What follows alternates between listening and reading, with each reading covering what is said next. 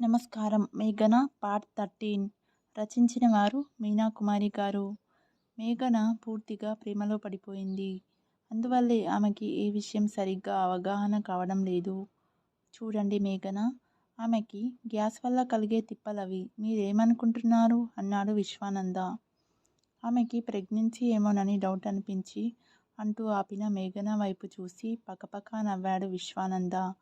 ఆమె వయసు ఎంత? మీరు డాక్టర్ చదివారు.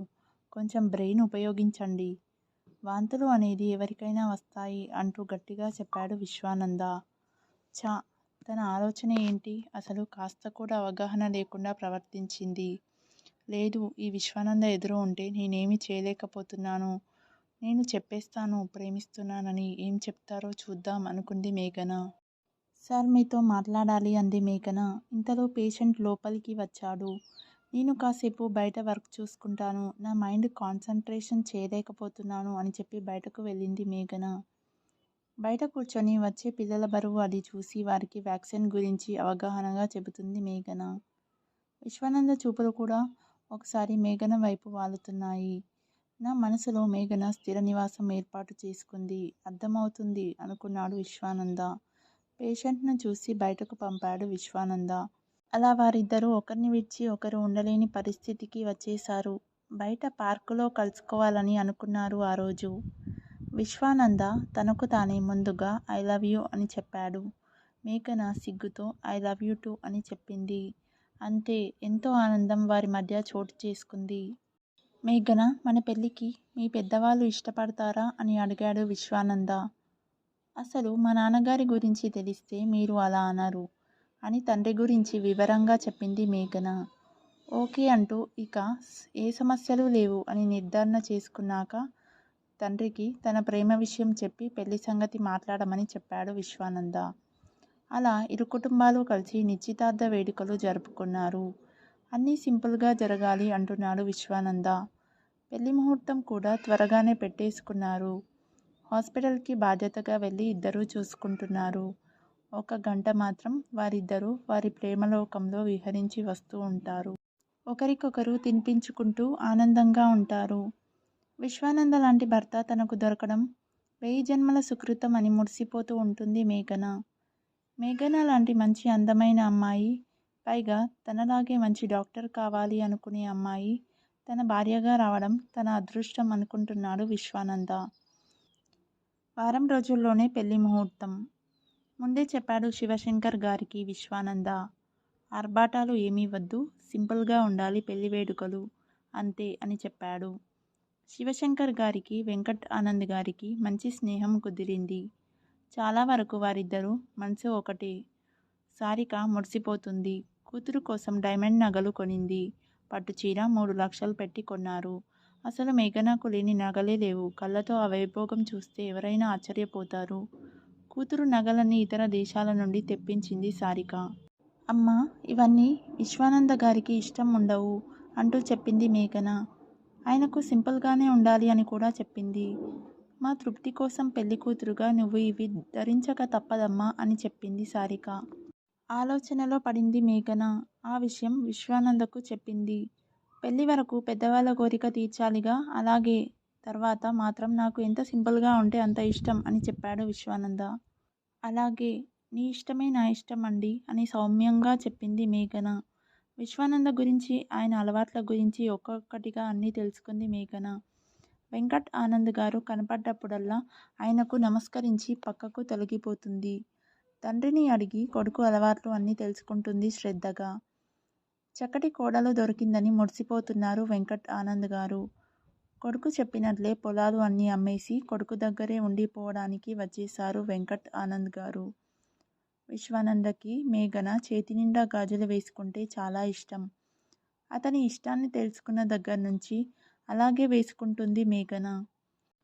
విశ్వానందకి అన్ని లైట్ కలర్స్ అంటే ఇష్టం. మేఘనకు కూడా అంతే. ఇద్దరికి చాలా వరకు అలవాట్లలో ఇష్టాల్లో చాలా దగ్గర సంబంధం ఉంది. అందుకే ఇద్దరు ప్రేమలో పడ్డారేమో. చక్కగా అంగరంగ వైభవంగా పెళ్లి జరిగిపోయింది. సిగ్గుతో విశ్వానంద వైపు చూడలేక తలదించుకుంది మేఘన. పెళ్లి అయిన మరుక్షణమే విశ్వానందలో చిలిపి కుర్రోడు ప్రత్యక్షమైనట్లు ప్రవర్తిస్తున్నాడు. ఒక డాక్టర్గా ఆయనలో ఎంతో సమయస్ఫూర్తి, స్ట్రిక్ట్ ప్రవర్తన. ఈరోజు తన భర్తగా అతన్ని చూసే చూపుల్లో ఆ చిలిపి వలపు బాణాలు తట్టుకోలేకపోయింది మేఘన. ఆ రోజు నైట్‌కి మొదటి రాత్రికి సిద్ధం చేస్తున్నారు. మేఘన, ఇక్కడ పెట్టిన డైమండ్ నగలు ఏవి అని అడిగింది సారిక.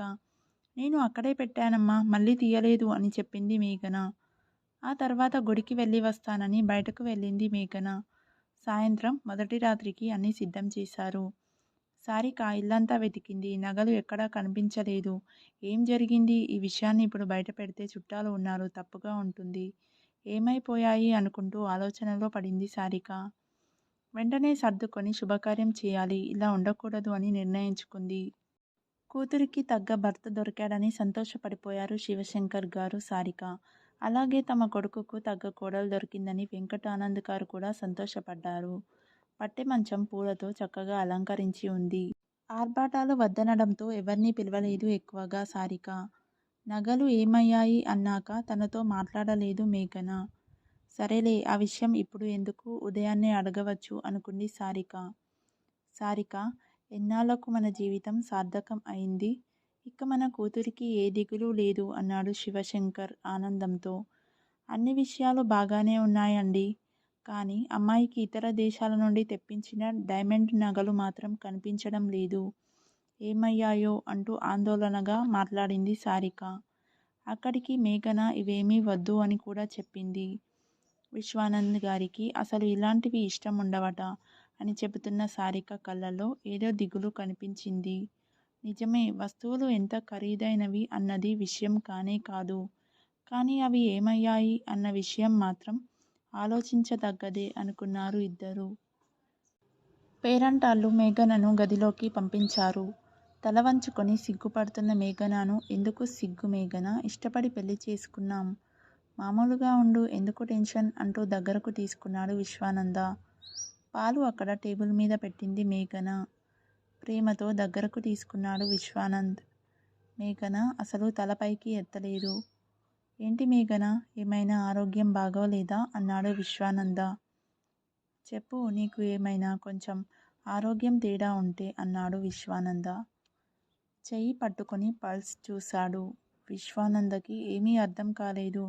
ఏంటిది, ఇది ఎలా సాధ్యం, మేఘన అటువంటి అమ్మాయి కాదు అనుకుంటూ అలాగే కూర్చున్నాడు. మేఘన విశ్వానంద దగ్గరకు రావడం గాని తలెత్తి చూడడం గాని ఏమీ చేయలేదు. ఏమని అడుగుతాడు? అసలు ఏమిటిదంతా? కాసేపు మైండ్ పనిచేయలేదు విశ్వానందకి. ఏమీ మాట్లాడవు ఎందుకని మేఘన అన్నాడు విశ్వానంద. అబ్బే ఏమీ లేదు, ఒంట్లో కాస్త నలతగా ఉంటేను అంది మేఘన. ఏంటి గొంతు అలా ఉంది, కోల్డ్గా ఉందా అని అడిగాడు విశ్వానంద్. అంటూ దగ్గింది మేఘన. ఓకే అంటూ పైకి లేచాడు విశ్వానంద. సరే, నాన్నగారికి కాస్త ఆరోగ్యం తేడాగా ఉంది. నేను ఇంటి దాకా వెళ్తాను అంటూ పైకి లేచాడు విశ్వానంద. ఏమీ మాట్లాడకుండా అలాగే ఉండిపోయింది మేఘన. మామయ్య గారు వాళ్ళు లోపల పడుకొని ఉన్నారు. విశ్వానంద సైలెంట్గా కారు తీసి బయలుదేరాడు. ఏంటి ఇలా జరిగింది? అలాంటి అమ్మాయి కాదు. అసలు ఏమైంది? రేపు తెలుసుకోవచ్చులే అనుకున్నాడు విశ్వానంద. ఇంటికి వచ్చిన కొడుకుని చూసి ఆశ్చర్యపోయారు వెంకట్ ఆనంద్ గారు. ఏంటి ఈ సమయంలో వచ్చావు విశ్వ అన్నారు. అబ్బే ఏం లేదు నాన్నగారు, మేఘనాకు ఏదో కాస్త ఫీవర్ ఉంది. ఎందుకులే అని వచ్చేసానులే అని చెప్పి లోపలికి వెళ్ళిపోయాడు విశ్వానంద. ఆశ్చర్యంగా ఇలా జరిగింది ఏంటి అని అలాగే చూస్తూ ఉండిపోయారు వెంకట్ ఆనంద్ గారు. మిగిలిన కథ నెక్స్ట్ పార్ట్లో చూద్దాం. If you like this video, please like, share and subscribe to my YouTube channel. Thank you.